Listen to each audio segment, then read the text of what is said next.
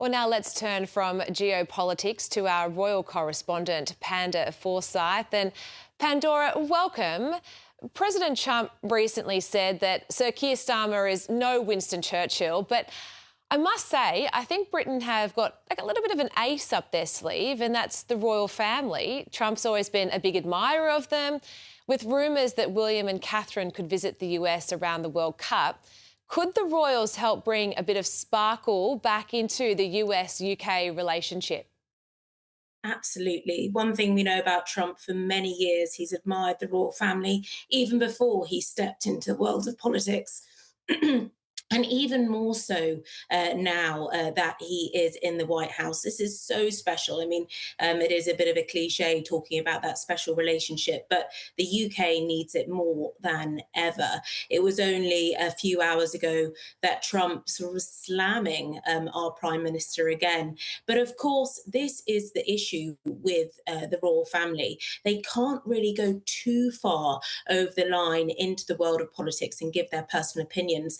We do expect the King to be releasing a statement later this week, which may touch on the Iran war potentially. And of course, I've got no doubt that Trump again will react to that. But he deeply respects the King. We have to bear in mind that they are of similar ages as well. We know that they've exchanged personal letters over the years. And this could be really key. It was only in September last year where there was that state visit, and with rumours swirling, as you quite rightly said, of a potential Wales's stateside visit, then I can only imagine that Trump will be thrilled about that, despite his personal feelings towards the Prime Minister.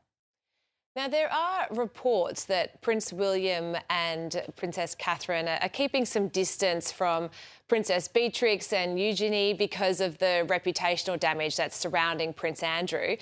Do you think that that's the right move for the future of the monarchy, or should they be standing by their cousins because the girls haven't done anything wrong? It's their parents.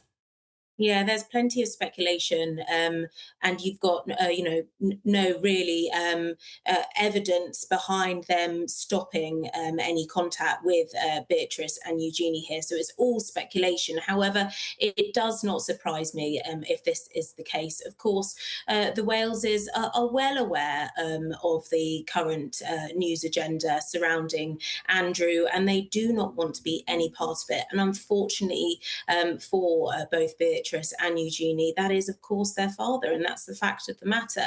However, they've never been senior working royals. We have to bear this in mind.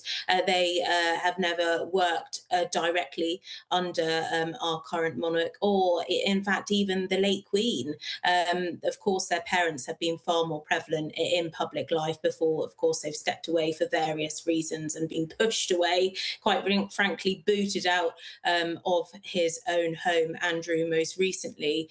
However, the girls have never been senior working roles. They've got their own independent careers away from palace walls. But it is a deeply sad situation for them. Of course, again, you're quite right.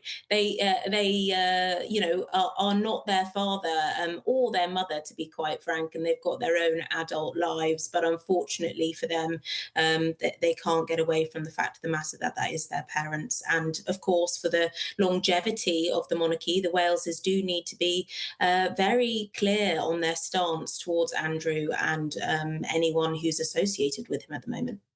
Yeah, the fallout certainly continues around those Epstein files. I'll leave it there. Pandora, thank you so much for your time this evening.